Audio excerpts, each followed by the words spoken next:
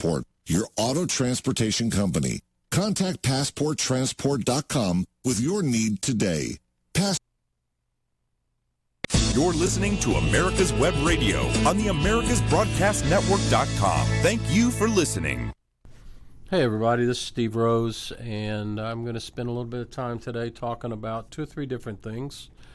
David and I will probably have some discussion on some of these topics. Some of them are quite serious, and others are just a good case of crime prevention. Try to stay current with it. That's what I do, and I had a discussion today with one of my friends at the PD. And we were talking about slider crimes, which I'll get into in a couple of minutes. I stopped at a fast food restaurant and picked up a medium Pepsi on the way here. It was $2.04. It's ridiculous. Well, I guess cheaper than at the baseball game. It is. I just thought it was ridiculous, and I didn't want to say who it was, but if you're on Facebook, but. Anyway, I want to get into something. I live up by the lake, and I was up today. I had to do a little business in Gainesville early this morning, and I was up there coming back on Brownsbridge Road, which is Highway 369. And I saw a line of police cars from all different jurisdictions, and they were going to Gainesville. And they had the roads blocked, and so what they were doing was prepping for the funeral for this kid that was shot the other day, this Hall County deputy.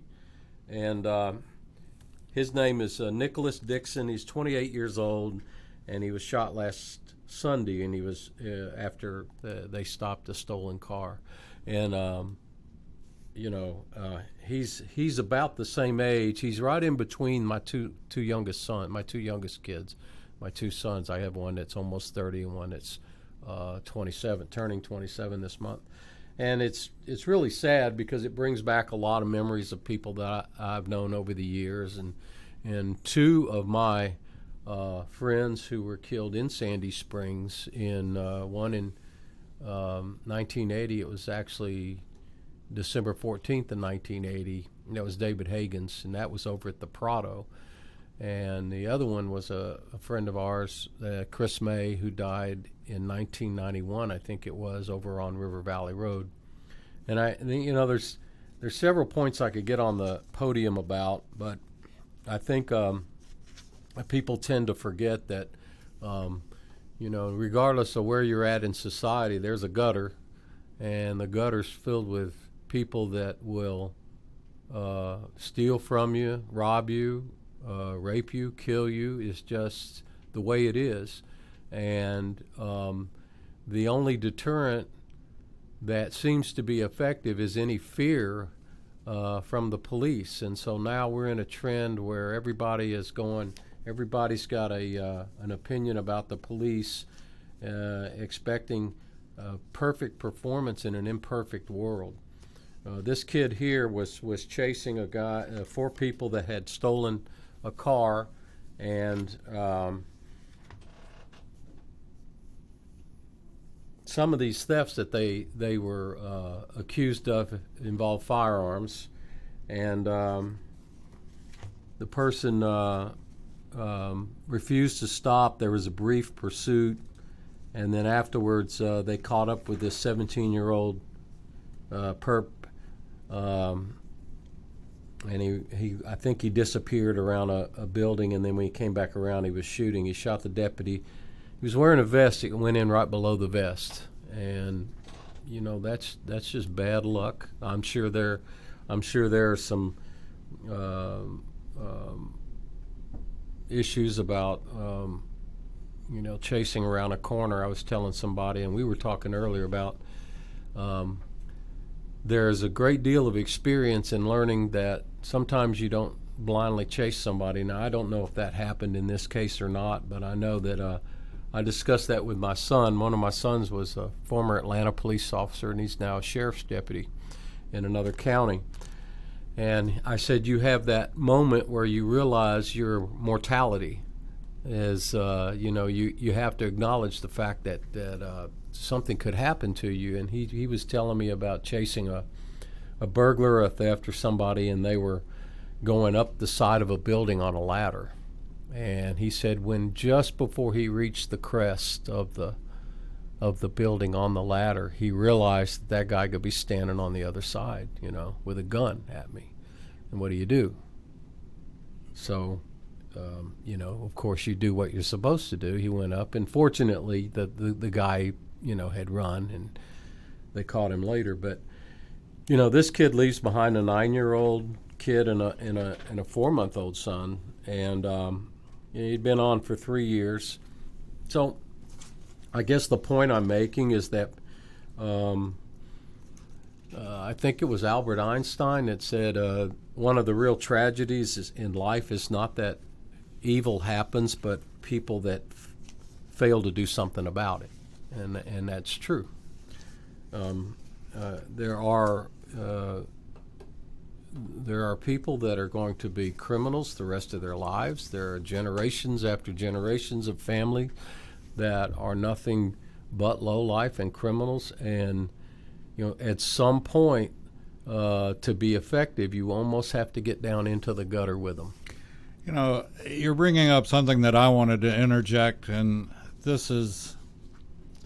I do this on a national basis, and I do it on a local basis as well, but I particularly get upset on a national basis when our illustrious Congress people make laws, decide things. It's like, the military and that has to, that Congress women or whatever, or terms of engagement I hate. But these people have never they've never been in the military. I think it's a crime I think it's 2% of the congressmen have ever even been in the military now, which is a shame. And the same way with all the people that throw rocks, throw anything at a cop. There's the old Indian saying, walk a mile in my moccasins. And I guarantee you, quite frankly, I haven't got the guts to go into a black warehouse and find out what's on the other side of why there's a hole in the building. Yeah. And I've ridden with many police friends, and I don't. And I think you can confirm this, but I think the scariest part is a civil disturbance, man and wife. Domestic violence. Yeah, and it is, but I mean there are all sorts of scenarios that present a danger. But it's the nature of the job. It's what they train for. But there's always it's a split-second decision. You don't know. Somebody said minutes ago that what are you going to do when you pull over a car? What are you thinking about when you pull over a car? And you think about what could happen. In my case, I always thought about what's the worst that could happen, and then you try to approach it with the training that you have, knowing that, and the experience that you've seen this before, and how you approach something like it. But and I'm going to get into slighter crimes in a second, but I got to tell you that when I was coming down Brownsbridge Road near my house, and I saw all these police cars. They were from all over, and they were going to the funeral. And I don't know if you've ever, I know you can see them on TV because the media loves to cover that stuff, but if you ever have to go, it's really, really sad. I mean, the whole process is really, really sad. And, having been in that all the years that I've been in, and a lot of the people who still work in law enforcement that I've known for years, remember somebody that they knew that was killed, either violently from a gunshot, on a call, or a car wreck, or in some cases there are a couple that I knew that died from suicide, and that's a whole different category of support for first responders. But it's sad, but it reminds you that it can happen. And, now I look at all these what appear to me to be 20-year-old kids that are wearing uniforms out there, and a lot of them have never seen this. And if you do, it will always it will always change you. You'll never ever be the same. Almost in a way that it makes you more cautious. You know, you drop the cowboy stuff. You drop the He-Man. I'm going to respond. I'm going to do this in a certain way, and you develop more of a cautious approach. You know, it's like the old bull and the young bull. The young bull wants to run down there and mate with all the cows, and the old bull said, let's just walk down there and we'll mate with all of them. So it's just a matter of being cautious and careful. But, you know, like I said, people don't realize the kind of job that it is, but you need to realize that this is a violent world. It's a violent country. It's always been that way. It's a and what, you know, what makes me mad is now, probably not in this issue because it involved a law enforcement officer, but the gun issue keeps coming back up, and the pundits get on their high horse and they go whether it's for or against. But the problem that I worry about now is people have let themselves become influenced by social media. And social media is the toilet of all media. It is a place where people go and throw out cheap shots at whatever opinion they want to throw out, and they never have to be accountable for it. So even though this kid was killed, you can go on certain websites and you'll probably see where people, you know, they hate the police and that they're happy that something like this happened. You always get that.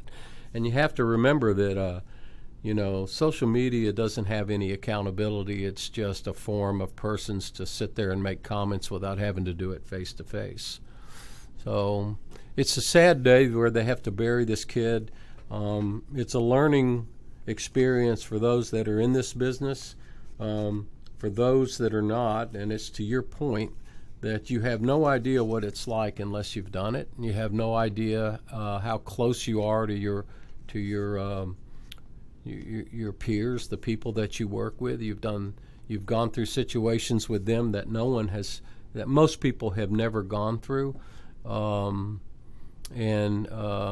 One positive thing about having spent so much time with people that have gone through traumatic situations, but there's when you get together with retired officers or guys that you've worked with for a while, you have these tremendous stories that you swap, and some of them are just absolutely hilarious. But you realize that everybody in this business has basically gone through the same thing. They've done that, and they understand what you're saying.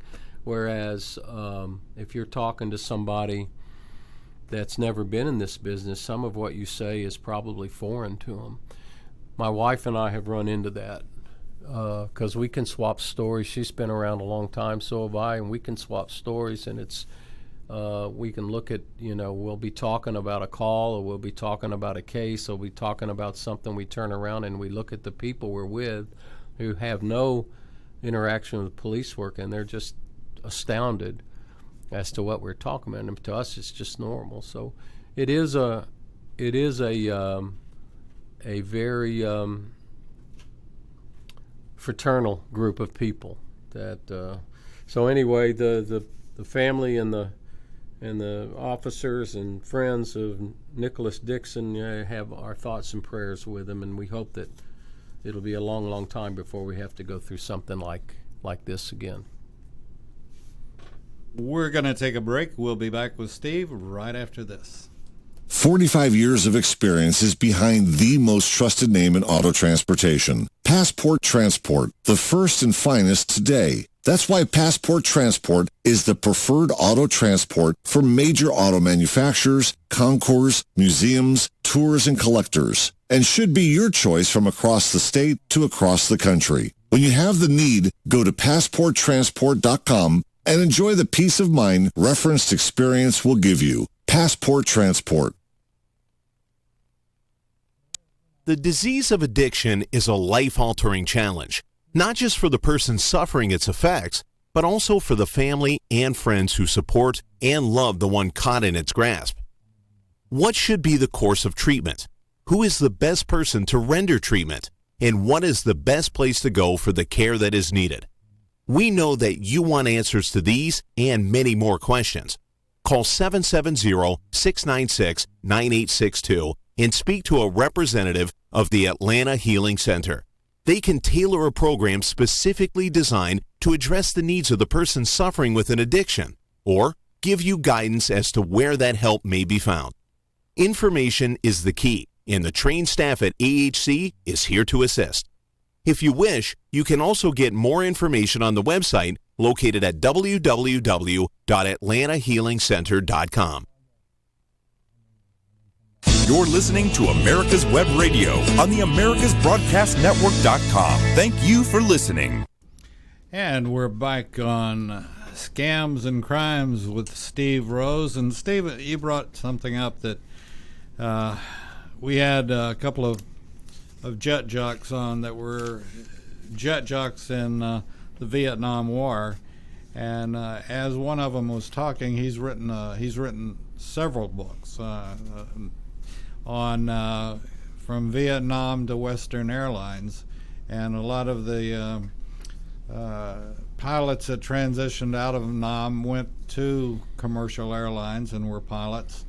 And these books that he's written are stories of other pilots. And you know, as the more he talked, I finally said, Bruce, you know, I feel like I ought to call you Dr. Bruce instead of just Bruce. And I said, you've gotten information out of pilots, other pilots that were either friends or you all had something in common and could talk to them, that most people, if I just walked up to them, I wasn't a pilot, I wasn't in Vietnam, and I couldn't, and even they've come back with PTSD or whatever, and police suffer from PTSD just like anybody else. And you know, I've never been a cop, not planning on at my age being a cop, but you know, you can talk to them because you've been there, done that. And I think this is something that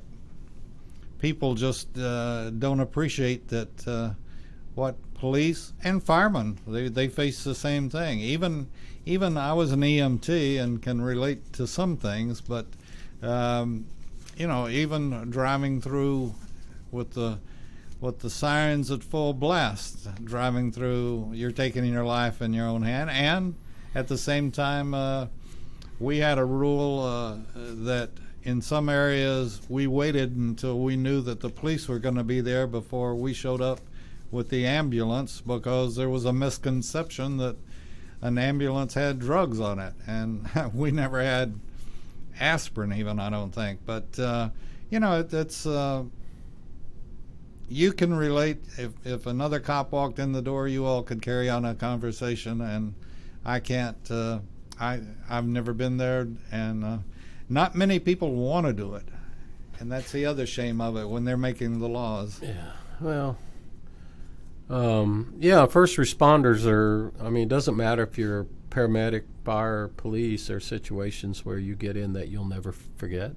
Oh, yeah. Some of them are collective. And, you know, I think, and I talk about my generation of officers, and of course, you know, PTSD wasn't a thing then. At least it wasn't discussed. It wasn't, you know, you didn't, you weren't too quick to go with your feelings about stuff. You just, you know, if nothing else, you just called a choir practice and you drank it off. I mean, that's kind of the way we did it. And you know, I don't know that it was, and it made for some interesting stories, but I think over time, people realize now that it's a tough situation to have to see the things that you see, and to be able to rationalize it. We all have our little quirks. You know, I've always had this just, my brother will share this, the opinion of ourselves has always had this rather bizarre sense of humor that has gotten us through a lot of things that we probably wouldn't have gotten through as well. But, you on the bright side, cops have the greatest stories in the world and the funniest stories in the world. And for me, that's kind of what I would like to capture. You're talking about the pilot that wrote the book or the books on other pilots. Well, I can sit in a room and in fact, it's probably back in 06, TBS came to me and they wanted to do a video version of what I was writing about. It was kind of a blotter thing and the way we talked about things. And we did a pilot actually, and it was down at a club downtown, and we all sat around, and I sat with several of the officers that had just retired, had been retired a few years, and we all sat around and talked about stories. And we had a couple of drinks, but that kind of just got everything started. But it was so funny to sit and listen to all the things. And we just went around the table. One of them was my former sergeant. One of them was my former detective partner. And we would just go around the table and start talking. And it got to the point where we forgot the cameras were rolling. And it was really fun, but it was also kind of therapeutic because you just felt better afterwards, and, just other than the hangover next day. But you felt better because you sat around and you talked about stuff. So, which is good. Now, I'm probably 2 generations ago of officers that come in. Now it's a completely different. There's a great support system for them, and there's a great amount of internal support. The thing that bothers me is that, and I go back to social media, is that there is so much unfounded, absolute lies that are spread about police. And if you take an incident, and I can go back to Ferguson and talk about that, which I'm tired of doing, but you can see that all of the initial knee-jerk reaction that came out of Ferguson was all lies. It was lies about the circumstances. It was lies about, where he was positioned versus where the officer was positioned. And it came out so quickly that you knew it was not true. Yet people bought into it. And to me, the accountability is if you're stupid enough to buy into something that just comes out 20 minutes after an incident happens, then you don't deserve an opinion on it, because all you're going to do is spread the same lies that you're hearing. And I said this before, that the grand jury that came back with the no bill on the officer, that they were not going to indict the officer, was probably not a hard decision based on the evidence. And what I think they waited so long for is how to handle the backlash. And that was the problem. So all these people are fed all this crap from social media, and by the time you're really ready to discuss the facts of any case, of any incident, then you have to build in a certain amount of damage control, because when people don't get the news that they want, then they're going to react negatively. They're not going to act rationally. It's not going to be, here's the evidence, and it is what it is, and I'm sorry the news didn't go your way, but the fact is, this is actually what happened. And you have the social media experts that probably can't even spell the word. Yeah, and it's always going to be that way. And so, social media, I like it. I see my grandkids on it, and for some reason, people send me pictures of what they had for dinner, which is great. I love the fact that you had a pork chop for dinner. I'm eating a bologna sandwich, and you're having a pork chop. Thank you. And all I do is try to think of some sarcastic comeback to it, but that's fine, and that's good, because those people don't hurt anybody. And if you're I don't do a lot of Facebook because there's so much crap on it now. There's too many people with too many opinions of anti this and anti that, and they do it from their recliner, and they do it from their home. And if you haven't, like you said, if you haven't walked a mile in the other guy's shoes, then how can you be expected to be a legitimate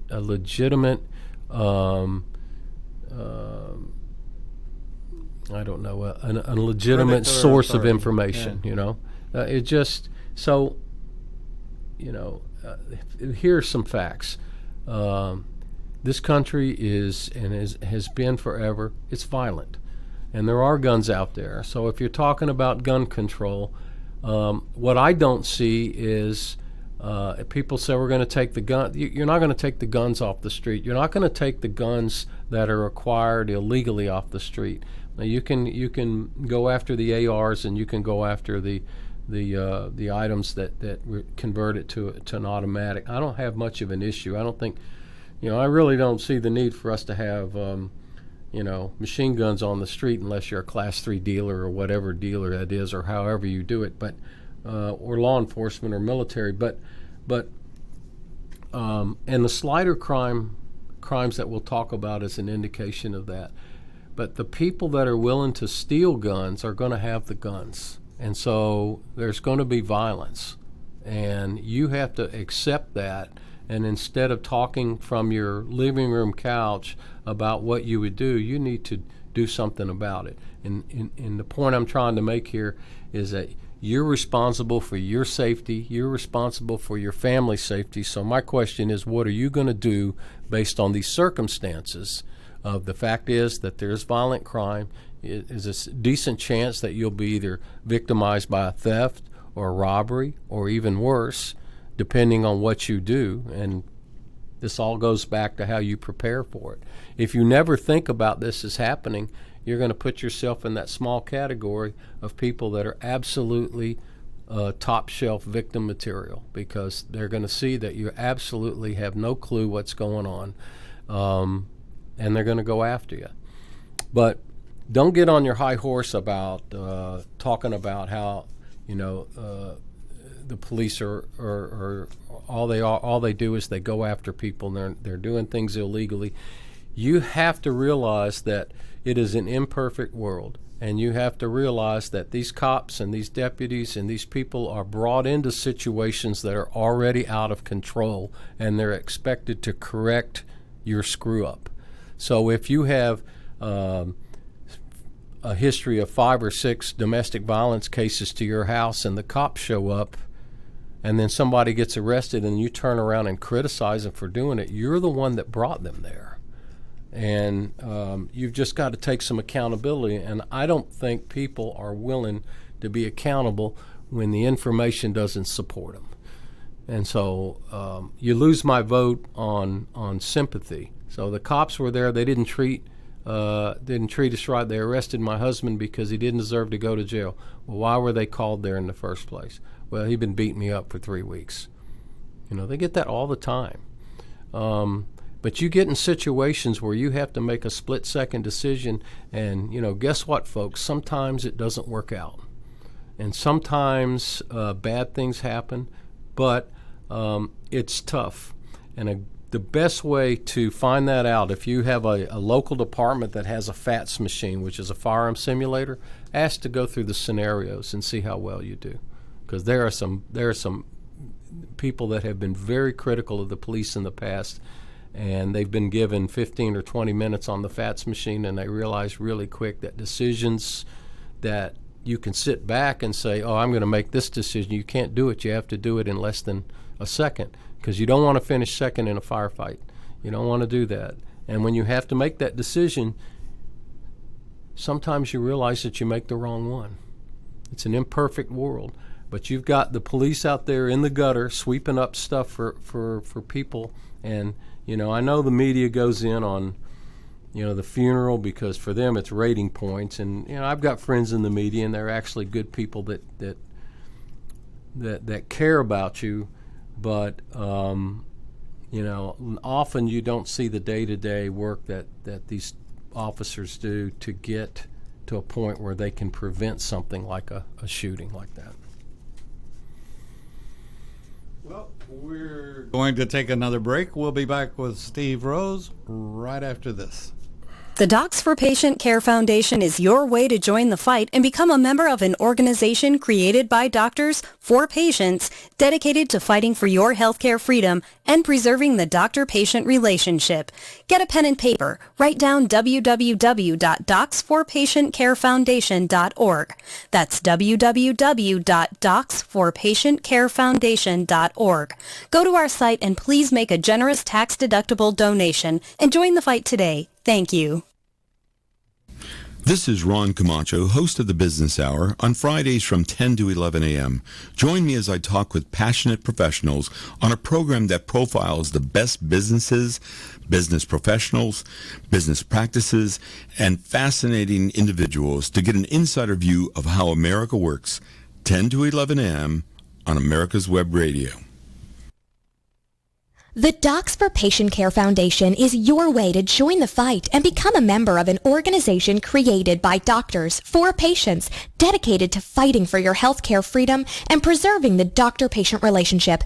Get a pen and paper. Write down docs4patientcarefoundation.org. That's DOCS, the number 4, patientcarefoundation.org. Go to our site and please make a generous tax-deductible donation and join the fight today. Thank you. You're listening to America's Web Radio on the AmericasBroadcastNetwork.com. Thank you for listening. Hey everybody, this is Steve Rose again, and I'm off the soapbox, and I want to talk about something else that,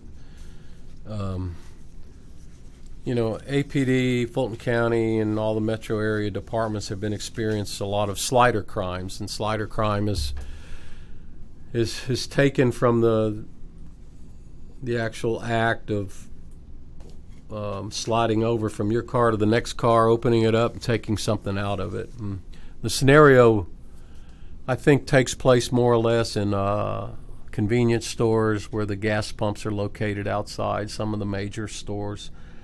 And the perps will either sit or otherwise watch till someone gets out of their car to pump the gas. They either leave the car unlocked, or they go inside, or they leave the car running, or they somehow create the opportunity for the person to come over, open the passenger door, grab the purse or whatever inside, and then back in their car, and they're gone. And there are a lot of videos, and if you're not familiar with this, you can pull them up on Atlanta's major news stations, because they all cover these. And you can pull them up on YouTube, and it's you just see them literally sneak across from one pump to the next, open the car door, and sometimes in full view of the victim. There was a young lady in Clayton County that she jumped back in her car when she saw him going in it, and the car pulls up to a Texaco station. This was in College Park, and while she was pumping her gas, a passenger in the car next to her gets out and tries to get into her car. When she realized what happened, she jumped into her car through an open window on her side, and they have it on video, and it's really kind of funny. But she decided that's what she was going to do. You're not going to take the car because I'm going to be in the car, and they're not going to want to take it at that point. But the moral of that story is lock your car while you're pumping gas. Even while you're standing there pumping the gas, lock the car. But these slider crimes apparently are on the increase, and we were talking about the numbers, and this ties into guns. As I think it was APD said that they did a study, I think 5 weeks worth of crime data looking for the slider crimes, and they said this is APD's Zone 2, which is Buckhead. So they said from July to August, they found most of those crimes were likely to occur between 6 and 10 a.m., which is morning commute time. And a lot of people, that's when they gas up, morning commute. And, of course, they give the same crime prevention message we've been giving people for thousands of years, which is, lock your car. They identified some of these stations, but I think what they were talking about over a period of a year since January of 2019 is there in Zone 2 was something like 52 slider crimes that accounted for 106 weapons being stolen. So there you have 106 weapons on the street. That's in a roughly a 6.5 month period of 2019 in one zone. And so take that and add every major city and add all thousands and thousands of guns that are stolen every month. And what if you have your gun in your pocket and this is happening to you, and you pull it and you shoot the person. So the question comes up of whether this was a property crime or a crime where or a crime against a person. So, and you know, no two incidents are the same. So let's say that, and there is a standard there. At what point were you in fear of your life? So, and only the person there can determine that. If it's in a parking lot like these, and they named all these different stations, some of them very popular gas stations, some of them are you know, major gas stations and major convenience stores. They all have video, and so you really do see the whole thing unfold. So the fact is, a lot of these people who have committed these crimes have been chased by either the victim or either the witness. And in many cases, the bad guys will shoot. So at that point, that answers your question right there, if they're shooting at you. Now, it's like the Wild West. They're shooting, no one's hitting anything because everything is dynamic and it's going on, and there's that factor of you really don't point a weapon, especially a pistol, at any amount of at 30 or 40 feet away and expect to hit something when everything's going on at the same time. But still, as a person chasing that car, it's somebody that shooting at you, you are in fear of your life. But, you know, what they're saying is even in the car, lock the car even when the pumping, take the phone, the computer, the laptop, the purse, even your gun. I mean, if you have a weapon in the car and you walk away from the car, that gun is subject to being stolen. And somebody said introduce the slide to slide rule, which is slide your weapon out when the person slides into your car. But then, again, that was just talking and throwing a little bit of humor in it. But you know, how many times do you go to a gas station? You got stuff in your car. Do you take it with you when you go inside? You know, I pay at the pump, so I don't go inside. You know, if I'm at the QT, I'll grab a drink, but whatever I got on me, I'll generally take inside. That's including weapons. And if I'm dressed like this, then, you know, I just conceal everything, go in. But I've done it. I've walked in here with my backpack because I didn't want it in the car. But it's the same things that we've talked about in every other type of crime. It's knowing that it happens, preparing, and doing something about it in prevention mode. But these slider crimes are increasing. I saw them. An article about the sliders in Gwinnett County are on the increase, which is Gwinnett County is a big county. You expect it, but it's a trend now. So it happens in Atlanta. It spreads out into Fulton and then starts spreading around because, you know, they see it and they go, oh, all right, I'll try that. And you pull up to a parking lot. So do this. If you go to a parking lot to get gas, just sit there for a couple seconds, and when everyone else is pumping their gas, I want you look at seeing what their vulnerabilities are. There are times when their people go inside and leave their car running. At home or in the apartment complex, they start their car on cold mornings and they let it warm up. I don't know. I think the news report that I watched said that you can buy a device that add to your car and has an app where you can start it remotely. I know some cars have that capability, but you know, even if it's on, if somebody broke the window, jumped in and drove off, you're going to lose the car. So you start it up, warm it up, but I always kind of try to keep mine in sight. You know, I got this thing when I eat lunch, I'll go to a certain place where I can see the car outside. If somebody goes into it, I don't know how much I got a Jeep, so I don't know, you know, if they want to jump in a Jeep or not. But so anyway, a lot of guns being stolen. Slider crimes are on the increase. The police are acknowledging it, and they're asking for crime prevention. They're asking for people to do your part. And, you know, if you take a few short measures, like I just said, take your stuff out of the car when you're not in it, you're not going to have stuff stolen. It's that simple. But so I came across this other article where a guy broke into a guy's house in DeKalb County with a machete. 5:30 a.m. at a house on North Lake Trail. And The suspect was actually the homeowner's next-door neighbor. And he used a machete to break through the door. Once he got inside, the homeowner shot him, killed him. So the old rule is don't take a machete to a gunfight. But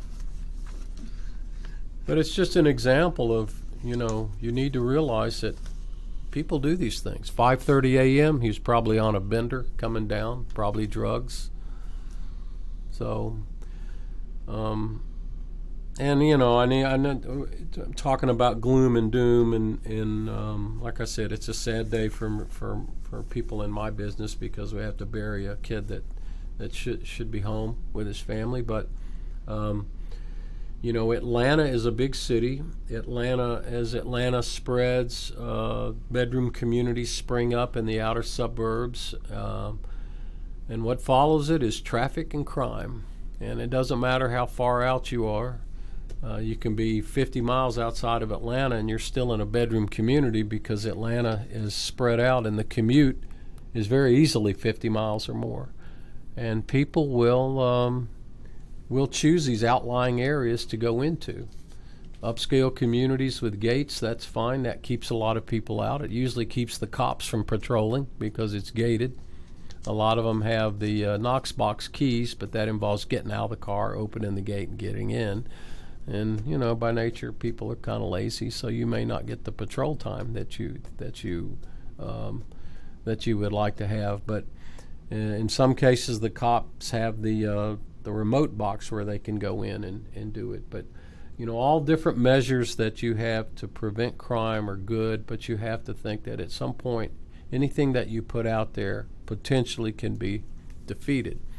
The best weapon you have is going to be common sense. Realize that it can happen. What can I do to prevent it?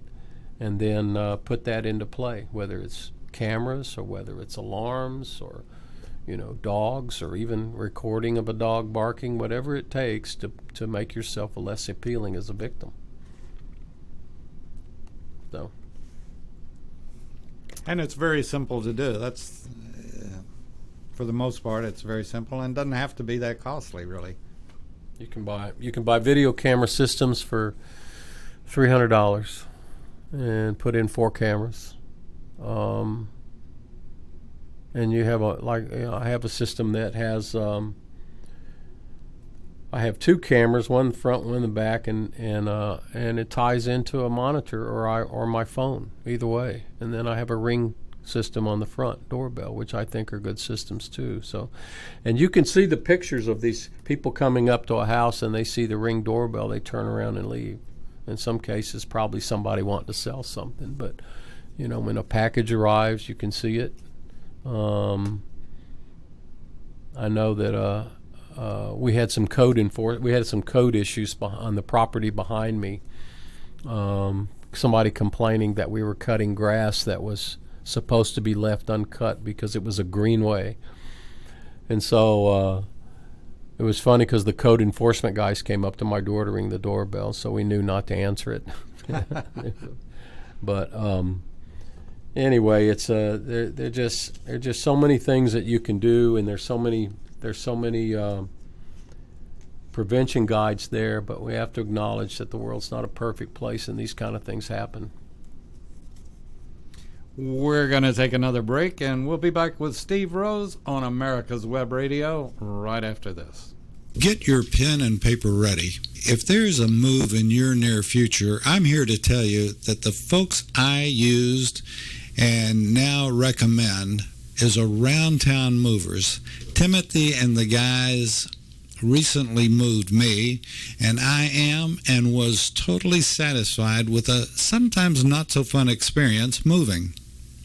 Call Timothy at 770-378-4708 and make it a good move and a good experience. Around Town Movers for that local or cross-country move. Timothy, Around Town Movers, in my opinion, are the best. That's Around Town Movers. Call them. Whether cruising the strip in a 57 Chevy or taking the family on a vacation in a 71 Oldsmobile Vista Cruiser, you need to tune in to Classic Cars with Steve Ronaldo and Jim Weber every Saturday from 8 to 9 a.m. on americaswebradio.com. Quick Stakes, that's Q-U-I-K Stakes, are not just for surveyors. They are great for family and community gardens. Go online to www.quickstake.com or contact your local land surveying supply dealer and get you a box of Quick Stakes. You'll love them every year when you plant your garden. Again, that's Quick Stakes, Q-U-I-K Stakes, the truly preferred way to stake and identify what's in your garden now. You're listening to America's Web Radio on the AmericasBroadcastNetwork.com. Thank you for listening. And we're back on America's Web Radio with Steve Rose and Scams and Crimes with Steve Rose. And we were talking off mic a little bit, and we've talked about it in the past. And one of our common friends was a gentleman, and I have no idea where he is now, but Dick Han, who used to be the chief of DeKalb County Police Department many years ago. Mm-hmm. And I hate to say how many, and I think you call him Toupee Dick, is that what? Well, I know that he used to, when he was the public safety director, he was over fire and police, and he would show up at every fire. And when I worked over in DeKalb County, we had... I worked inside of the city of Chamblee for 3 years when I first started out, and if there was a fire anywhere nearby, he would show up. But he always had these toupees, this toupee he'd wear, and you could tell when he rushed out of the house because it wasn't quite straight. Yeah. Dick was an interesting guy, and he was commanding officer at 310th Civil Affairs, or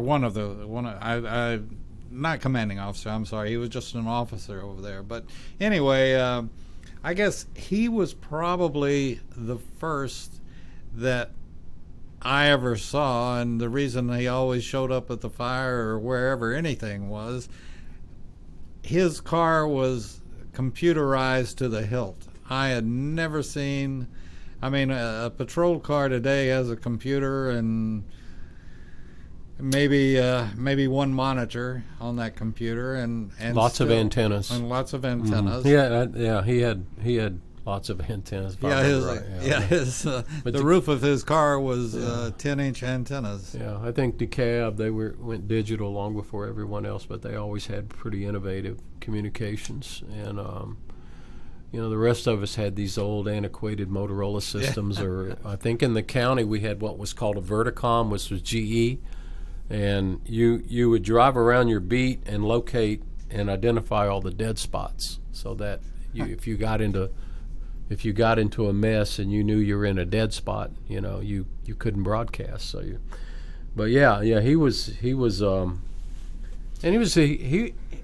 He was a public safety director and police chief there when DeKalb was one of the top 5 in the nation, and so he did a lot of things to get them to that point. The reason I brought it up was the fact that you've been through it for many years. And I guess one of the biggest thing is to be able to run somebody's ID when you stop them or whatever. And what the computer has brought to, if you were to sum it up, what would you say the computer has brought to police work? Well, being able to, from everything from being able to run names, personal information to get back, but we also have portable fingerprint scanners. So where the old thing where you would go in and roll fingerprints. Well, if you're on the street and you stop a car, you have a question whether somebody's identity. They say they don't have an ID card or they don't have a driver's license. They're fingerprint scanners that you can actually put them in, and they go off to fingerprint land, and you find out somebody's identity from that. But technology is great for law enforcement, and it constantly evolves. Traffic people, there are people riding around with radar detectors that are nothing but a bookend or a paperweight now, because the technology's gone past it. I'm not too familiar with the specifics of it because it's been a long time since I've worked any kind of traffic, and when I did, we used Doppler radar, which was, old. But now with laser, I don't know if there's even such a thing as a device that'll detect the laser, because I think by the time it would detect it, you're already keyed in. So the speed's already locked, so I don't know. So the moral of that story is, they give you a few miles an hour anyway. They don't give you 15 or 20, but they give you a few miles an hour. So leave early. Don't go, 5 over maybe on the interstate. I don't know. But, if you get on 400, like yesterday, I have a Corvette zipping out of lanes. This guy was ridiculous. He's zipping out of lanes, and, here I am in my little Jeep just wanting to get out of his way, but I wish I was in a car that could have pulled him over. Not that could have caught him. But, most of the people that get tickets, deserve them because they're out there riding around and the cops are giving you a break. They are giving you a few miles an hour to play with. So, but technology's great. I wanted to talk about something else. I had to go get I don't have my Social Security card. I want a copy of my Social Security card to get a duplicate copy. So I go to the Social Security office in Gainesville, and it was packed. It was sitting in. I think my number was 168, and they were serving number 150 at the time I got there. So I was like, but I noticed that they had the TV monitors, and they were playing PowerPoints repetitively, and all it was about scams, and said, don't be scammed, because Social Security members are not going to call your house threatening you. And this goes back to what we've talked about before with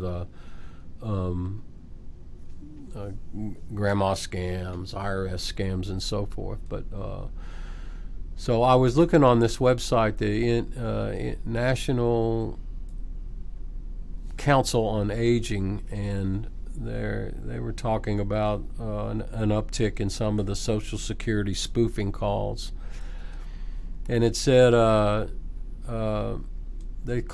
victim will get a call and threaten that they face legal action if they fail to call a provided phone number or press the number indicated in the message to address the issues. Sometimes scammers switch tactics and say they want to help the individual activate a suspended Social Security number, and they may actually spoof the actual hotline number that appears on the recipient's phone. So in other words, you could get a call, that number could say Social Security Administration, and they're wanting you to provide your number or wanting you to help activate a suspended Social Security number, which I didn't even know was a thing. I don't know if that is or not. But, and looking at the PowerPoint that was on the wall, it's, don't talk to them, hang up, and verify it with a call that you make to the actual Social Security office. I don't know of any situation where you would get a suspended Social Security card. That makes no sense at all. But it was someone, the Council on Age said, watch for that, because apparently there's an increase. And a lot of the grandma scams now, they're not wanting the gift cards. They're asking for cash. So when your grandson calls, say he's screwed up, he's in trouble down in Mexico, and this guy can get him out of it for $9,000, they're wanting you to put the actual cash in there, because I think what's happening is they're catching on with the prepaid card. I said this before, that we need to work with drugstores, convenience stores, retail places, as well as and banks are already ahead of the curve. And when somebody comes in wanting, $1,500 in gift cards, stop and talk to them and try to ask them what's going on. I think you could prevent a lot of it. The banks, I think, are already working on. When somebody comes in to withdraw a lot of money, in the case of the guy I saw that was 80, almost 90 years old, and he had a young girl with him. He kept coming in withdrawing money, and he ended up withdrawing $35,000 or so before the girl was finally arrested. So watch for that. Listen, if your grandson calls you and says he's in trouble, hang up the phone, call your kids, and find out what the story is. Don't do anything And if he says, please don't tell mom and dad, I don't want to get in trouble, they'll kill me. So your response to that is, hey, put on your big boy pants. Be accountable for what you've done. And by the way, I'm going to call and verify it, because that call is going to be a fraud. I mean, you just, the chances of it being legit are remote. Anyway, the Council on Aging said some other things about natural disasters. We've had the earthquake this past week in California. We have weather's crazy anyway. Weather is tornadoes and floods and everything, and so all these phony charity companies are forming. They're coming out of the rock. So be careful with a company that's wanting to collect money from you in a charity. Verify it. Don't ever give money. Don't ever commit your money at the time. If a charity's looking for your money, tell them you'll get back to them. Verify it. It's so easy to do. It's so easy to verify any of that information. What they want you to do is to commit the money then. Credit card number or whatever, however they do it. There's no need to do something at a moment's notice. Anything as far as, if you want money from me, you've got to ask me, and then I've got to verify it. And chances are I'm not going to give it to you anyway. But I give to charities, and speaking of that, yes. Hi, I'm Joe Smith with the Fraternal Order of Police. Yeah. Hello? Well, FOP is a legitimate organization, and here's what they do. They contract with a third party to solicit the money. So it's not Officer Jones calling you. And this is in the past. I haven't dealt with this in a long time, but the Fraternal Order Police is a legitimate organization, and they do raise money for assistance to officers. So it's a great cause, and it's a great organization. Here's where it gets confusing, and that to me it'd be a conflict of interest if I'm a police officer and I'm on the phone trying to solicit money from people. I mean, to me that's just wrong. Well, I'm not good at it anyway, so I would never be able to do it. But they hire a company that does it. That's their business. They do it, and what they do is they stretch the truth. Not only FOP is the one I came in contact with, but in other organizations, but they begin to stretch the truth. And what they're saying is, hey, I'm Officer so-and-so, and we want you to help some of our brother officers, and then you get to the point where, you're kind of stretching it to the point where it's fabricated. If you get this call, the chances are the call itself is legitimate. The tactic to get the money, I think, is the stretch where they embellish things. My advice to people in the past is you can contact the local chapter of the Fraternal Order of Police, and you can talk to the person who manages, who's in charge of it. And if you want to give to the company or you want to respond to the phone call that you got, call them up. But don't think that Officer so-and-so is the guy on the line with you, because the chances are it's a company that was hired. But just verify it. That's all you have to do. Just verify all that stuff. So we'll wrap it up here. We got a minute left. So we'll wrap it up. We again, our thoughts and prayers to the young deputies' family, friends, and the officers out there that have had to gone through that. My thanks to all the departments that responded. I know I passed probably 24 cars, including several from Sandy Springs, which they've always been very supportive in situations like that. And for those of you in life in general, be politely skeptical, call and verify, and I'll see you next week. You're listening to America's Web Radio on the AmericasBroadcastNetwork.com. Thank you for listening.